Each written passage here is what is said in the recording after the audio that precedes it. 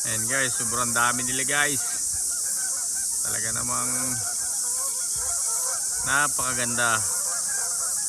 Yan lang po ang gawain namin dito sa New Zealand.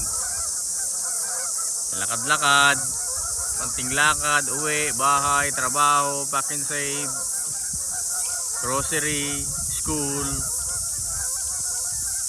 Kailangan mo talaga maggala-gala kasi yung mga bata ba, boring din sila, lalo yung mga maliliit pa. And guys, shout out to everyone, please follow, like and share.